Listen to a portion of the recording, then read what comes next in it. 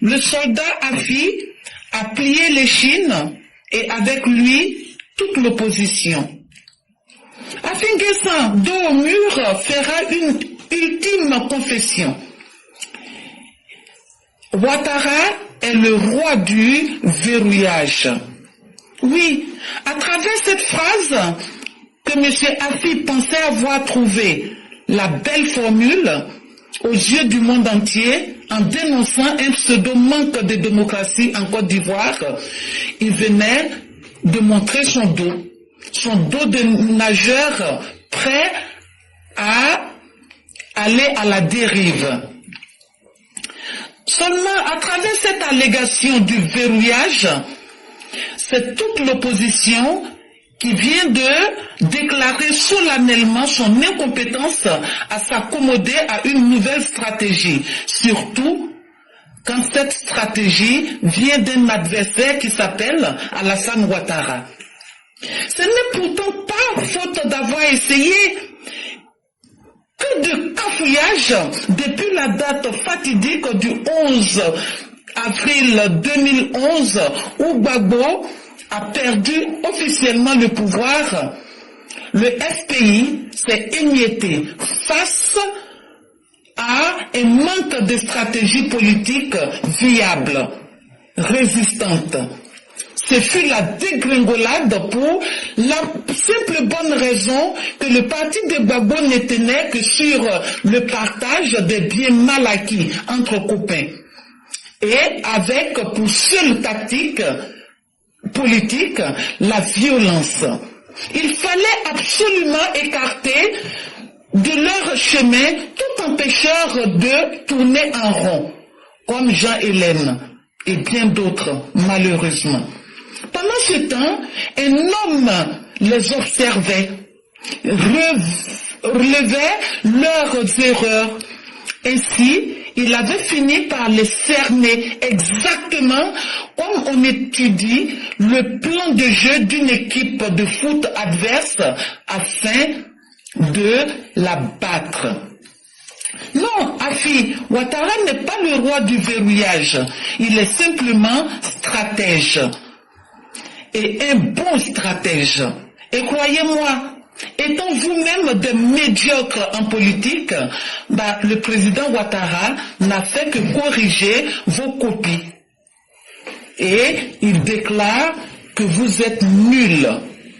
Vaurien nounou. Merci et à bientôt. Merci infiniment à Mère Blanc, qui fait montre de ses talents littéraires, mais aussi de son engagement politique sans faille. Elle vient de nous donner un cours magistral de politique, peut-être qu'elle-même, elle en sous-évalue la valeur. Et ça, pour que peut-être certains comprennent, je vais résumer rapidement ce que c'est qu'un véritable stratège, selon Robert Greene, dans son livre qu'on appelle les 33 stratégies de la guerre. Ah oui, c'est un livre. Alassane Ouattara sur la scène politique ivoirienne, sa souffrance lui a permis de comprendre les limites de chacune des personnes qui sont en face de lui. Parce que ce qu'un être humain peut faire de pire là, c'est la capacité de ta méchanceté. Ton niveau de méchanceté là, quand tu as fini de faire ça, tu ne peux plus rien faire. Or, Alassane Ouattara a été cette personne-là, de chacun des politiciens ivoiriens qui a subi le pire des malheurs que ces personnes-là pouvaient causer à une personne. Et qu'est-ce que cela a provoqué chez Alassane Ouattara? Ça lui a permis de se construire la mentalité d'un stratège. Si j'ai pu affronter le pire en un individu, qu'est-ce que cela doit avoir sur moi comme impact? Ça doit me donner de la clarté mentale. Je suis sur un champ de bataille de la vie où aucun cadeau ne me sera fait. Je dois être capable de voir les choses comme elles sont et je dois réagir sans me laisser être paralysé par mon passé ou les idées préconçues. Les idées imaginées. Le verbe imaginer. Image innée. Ça veut dire les images que les gens m'ont collées, les images innées. C'est ça qui a donné le verbe imaginer. C'est comme il y a des gens, j'aime éclairer, mais votre éclairage c'est un nez. Le jour que tu vas le voir là, Toi, actuellement, tu imagines l'éclaireur selon ton propre rêve. Mais le jour que tu vas voir le nain là, il fait 33 cm. Il a 2 pieds bancals. Il a une grosse tête comme un phacochère. Tu seras déçu. Les images innées que tu avais de moi, c'est ce que tu avais imaginé de moi. Donc les images préconçues que tu avais sur moi pour idéaliser éclaireur, tu seras déçu. Et Alassane Ouattara, en tant qu'un bon stratège, il sait que sur le champ de bataille de la vie ne t'offre pas ce que tu veux. Il faut être capable de voir les choses comme elles sont. Et quand tu arrives à rester dans cette clarté mentale, tu ne vas pas réagir en te laissant paralyser par ce que les hommes pensent, leurs imaginations ou bien ton passé. Et qu'est-ce que tu fais? Tu deviens donc, comme le président Ouattara, maître de ton propre esprit. Tu contrôles tes émotions et tu attends de façon claire et efficace. Tu relèves les défis pour aller vers une seule chose, la victoire. C'est ce qui fait que aujourd'hui, les opposants ont été paralysés par leur propre action, méthodiquement. Parce qu'ils sont revenus avec les mêmes vieilles méthodes, les mêmes vieilles stratégies. Mais nous les avons brisées une à une, ces méthodes, parce que eux sont restés cloîtrés dans ce qu'ils avaient déjà préconçu et n'ont pas changé. Mais vous me permettrez de vous dire un peu, c'est quoi l'homme Ouattara? C'est d'abord la clarté et la perspective. Ça veut dire quoi? Il a su s'élever au-dessus du chaos, du désordre qui était dans notre société. Il a observé chaque situation. Dans l'aspect unique, comme dans l'aspect global de l'ensemble, il a regardé toutes les situations, dans tous les côtés. Comme quelqu'un qui est en train de grimper à une montagne, pour aller clairement vers un champ de bataille. Tu ne montes pas n'importe comment. Tu prends le soin à chaque étape de t'assurer que quand tu dépasses une étape, tu n'es plus à mener ce combat-là 2 fois. Regardez comment on a maîtrisé tous ces tribalismes méchants. Et regardez, dans notre Djedje, quand il parlait, j'ai dit, parole, la boule là était calée dans son cou comme ça, mais il est obligé. On l'a fait manger son totem. On dit, oh, c'est toi-même qui a dit, vous vous êtes caché derrière les enfants des gens sur TikTok. Quand on demande, mais c'est qui a signé? Ah, on ne sait pas. Mais on les a attrapés en pleine journée. Eux qui n'ont pas fait une déclaration officielle et assumée. Eux qui n'ont pas signé les documents, mais qui ont envoyé les enfants des autres. Bizarrement, quand c'est chaud là, j'ai dit, c'est comme Ignam chaud dans la gorge. Il est sorti pour venir dire que marche là, eux, ils mieux. Il vient de revendiquer que c'est eux qui étaient derrière la marche. Il vient de reconnaître que c'est eux les troubleurs de la nation. Mais un vrai stratège, c'est quelqu'un qui a de l'adaptabilité, de la flexibilité. En anglais, on dira dependable. Ça veut dire, il sait s'adapter selon les idées les plus rigides. Il utilise aussi de la stratégie en chaque circonstance, à chaque moment. Comme un enfant, il s'adapte et il continue d'apprendre toujours. Le seul politicien qui a appris de tous les événements qui se sont passés en Côte d'Ivoire, le seul qui a appris et qui a bien appris, c'est Alassane Ouattara.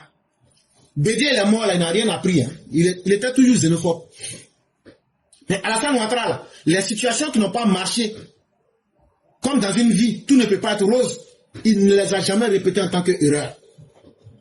Il n'a jamais répété les erreurs qu'il a eu à commettre par le passé. Parce que comme un enfant qui est en train de grandir, ce qui n'a pas marché, il met à côté. Mais dans cet environnement, qu'est-ce qu'il a fait? Il est resté d'abord maître de lui-même. Il a su se maîtriser. Parce que l'essentiel pour qu'une stratégie puisse réussir là, c'est de savoir contrôler tes impulsions, de savoir contrôler ce qui sort de toi. N'est pas forcément rationnel, c'est de canaliser tout ça. Parce qu'une fois que tu es maître de ton propre esprit, ce n'est pas quelqu'un d'autre qui peut prendre le contrôle de ta personne. Quand Alassane Ouattara va au stade, oui, on est en train, nous les militants, on est en train de nous égosiller. Il dit, ouais, je vous comprends. Mais le grand stratège, ce n'était pas ce que j'étais venu vérifier. J'étais venu voir, est-ce que vous êtes sur le champ de bataille? Est-ce que vous êtes prêts à aller au combat? Donc le reste là, je me maîtrise et je sais comment vous annoncer cela. Parce que en tant que stratège, ce n'est pas seulement aujourd'hui que je regarde. Quand je vais vous donner mon discours, que c'est que je ne vous ai pas dit directement. Mais quand j'ai fini mon discours, je vais laisser les ennemis dire ce qu'eux-mêmes ils sont. Ils disent qu'ils vont venir maintenant attaquer la Côte d'Ivoire, qu'il y a un albinos vert, tout ça là. Ah, donc, c'est la raison pour laquelle tu ne voulais pas partir. Parce que tu l'avais dit, mais on n'avait pas compris. Qu'il y a des enjeux qui vont au-delà de nos frontières. Donc, c'était les enjeux là qui étaient là. Donc, il y a un complot des États de l'AES pour attaquer la Côte d'Ivoire avec les opposants ivoiriens. Parce que Alassane Ouattara ne voulait pas faire le mélange des gens pour dire mes militants m'ont poussé à la faute pour dire que je suis candidat. Il est venu nous dire dans un discours que je suis candidat parce que j'ai de la vision à long terme pour le pays. J'ai planifié et quand je regarde aujourd'hui les objectifs à long terme sur les 5 années à venir, le travail doit continuer pour essayer de casser toutes les menaces qui sont là dans une action concrète qui va se faire étape par étape. Et c'est pourquoi, sentant la perception des opportunités et des dangers, le stratège que moi, Alassane Ouattara, je suis, je vais rester particulièrement sensible, mais réceptif aux dangers et aux opportunités qui vont se présenter à moi. Et je vous promets d'agir de façon préventive. Il n'y a aucun désordre qui sera toléré et il n'y a pas quelqu'un qui va attaquer la Côte d'Ivoire dans cette dynamique. C'est ça le sens de ma mission pour ce mandat que je vais faire. Et ce mandat que je vais faire, ça sera un mandat pragmatique. Je vais agir de façon claire et propre. Ceux qui sont dans mon école là, c'est maintenant je vais corriger les feuilles. Ah oui, oui. De la manière qu'Alassane Ouattara est venu en 92 là, c'est avec cette même image là il va quitter la politique ivoirienne. Le stratège est toujours un homme pragmatique. Il va corriger la copie. Que ce soit nous-mêmes nos copies, que ce soit pour les opposants, que ce soit pour les voisins voilus là, il va corriger toutes les copies, étape par étape, de manière préventive. Il ne va pas s'enfermer dans le passé. Il va se concentrer sur ce qu'il a établi, détail par détail. Il va les adapter pour atteindre ce qu'il a visé comme résultat et atteindre ce résultat de façon très efficace. Nous disons merci beaucoup à Mère Blanc. Merci encore à tous ceux qui nous ont suivis. Et en tout cas, c'est ici que s'arrêtent aujourd'hui les analyses intellectuelles et politiques. Et notre politique, elle marche très bien. Quand on était chez Bloco, les opposants disent que je leur fais tellement mal que tu ne sais plus ce qu'ils vont faire. Et il y a un qui est venu, ceux qui ont suivi peuvent vous dire ce qui s'est passé là-bas. Et c'est moi qui veux les inquiéter. Propriété intellectuelle, pourquoi tu as pris ça? Je leur ai donné un coup de droit. C'est ça qui a fait que j'ai duré la balle. Et aujourd'hui là, j'ai bras un. Ceux qui ont suivi, peut-être ils ont vu là-bas. Il est venu que quand Gbagbo a pris le pouvoir, qu'il y avait 6 000 milliards de dettes. Qu'il y a un site bizarre qu'on appelle loi d'ici. Que là-bas là, qu'on dit que Gbagbo, quand il est venu au pouvoir, il a payé 381 milliards. Que c'est ça il a payé? C'est mensonge. Et que Gbagbo là, tout Côte d'Ivoire sur 10 ans, c'est 107 000, ou même 100, je ne connais plus, 107 milliards de francs CFA. Même un campement là, on ne peut pas gérer ça sur 10 ans avec 107 milliards de francs CFA. Bon, on essaie de lui expliquer que ce que tu es en train de faire là, le document là, c'est pas un vrai document. Le document là ment. Les gens lui expliquent, il ne veut pas comprendre. C'est là maintenant je lui ai dit, bon, frère, ton document là, c'est pas vrai. Parce que toi, on te demande de donner le nom de la personne. Tu ne connais pas le nom de la personne. Je lui ai donné le nom de la personne. Parce qu'en tant qu'on parlait là, c'est un faux document. J'ai pris le temps d'aller faire des recherches. C'est moi, je suis venu donner le nom de la personne. Et j'ai lu, la personne dit, ce qui est écrit sur mon site là, si c'est sur moi-même mon site là, ce sont des informations personnelles. Ce sont des opinions personnelles. Mais une opinion personnelle n'est pas forcément source de vérité. Ne peut pas être plus efficace que ceux qui sont des spécialistes dans le domaine, qui vivent dans le domaine, qui pratiquent le domaine. Mais le frère dit, il ne veut rien comprendre dans tout ça. Comme nous, on est bourré de stratégies, de débats et de communication, j'ai appliqué l'une des étapes de Schopenhauer et du grand maître, comment il s'appelle, le philosophe, la maïeutique, Socrate. J'ai fait un mélange, un syncrétisme pour appliquer ça sur lui. Il dit, ok, quand tu ne veux rien comprendre, c'est aussi une manière de comprendre la vie. Donc, c'est quoi on va faire? Je ne vais pas rentrer dans les grandes théories pour te vaincre, mais je vais m'adapter à toi. Ce que tu as dit là, c'est faux. Mais, supposons que c'est vrai. Tu dis, Gbagbo, quand il venait au pouvoir, il y avait combien? 6 000 milliards de dettes. J'ai dit à tout le monde, écrivez 6 000 milliards. Quand Gbagbo est venu là, lisons ensemble doucement. Tu dis, il a pu payer combien? La somme totale, là, 300 et quelques milliards. Il n'y a pas de problème. Maintenant, combien il a pris comme crédit? Il dit 107 milliards. Je dis donc, ça veut dire, crédit il a payé, et puis il a pris crédit aussi. Donc, on n'a qu'à faire 381 milliards moins 107 milliards. On trouvait quelque chose de 274 milliards. Je dis, ok.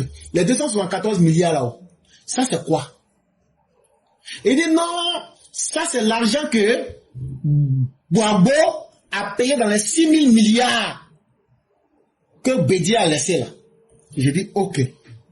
Je dis, bon, comme tout le monde a entendu ça là, maintenant, pourquoi le même Gbagbo dit, j'ai joué l'audio là devant lui-même, pour ne pas qu'il dise que j'ai menti. J'ai joué l'audio là. Gbagbo dit, en 2010, lorsque lui laisse le pouvoir, il a laissé 7 760 milliards. Je lui dis maintenant, ce que Gbagbo a dit là, tu es venu trouver crédit de 6 000 milliards, mais toi-même tu as laissé 7 760 milliards. Et tu dis que tu as payé aussi dans pour Gbagbo, dans pour Bédié. Mais comment se fait-il que, où on devait se retrouver à 5 000 milliards de dettes et quelques, comment se fait-il qu'on s'est retrouvé à 7 760 milliards, comme Gbagbo lui-même il dit là? L'opposant l'a dit. Au départ, je lui ai dit que c'est le document là qui est faux. Hein. Le gars dit que c'est Gbagbo qui s'est trompé. Les gens étaient en train de rire, de se moquer de lui comme ça, là-bas, sur le site là-bas, comme ça. Le gars était troublé. Après, il dit non, que c'est lui-même qui s'est trompé. Il dit non, que c'est Gbagbo qui s'est trompé. On dit bon, c'est bon comme ça, éclaireur. Il faut arrêter la saignée comme ça. Et on est passé à autre chose. Et après, bon, il y a eu d'autres qui sont venus se plaindre que pourquoi quand on fait les débats là, moi je poste ça sur ma page. Que donc, eux vont aller se plaindre copropriété intellectuelle. Donc, j'étais obligé de leur expliquer un peu c'est quoi la propriété intellectuelle, et etc., etc. Bon, on n'a pas pu enregistrer ça aujourd'hui, mais bon, c'est ce qui nous a un peu perdu le temps quand même. Et donc, mesdames et messieurs, voilà ce que nous aurions pu faire aujourd'hui.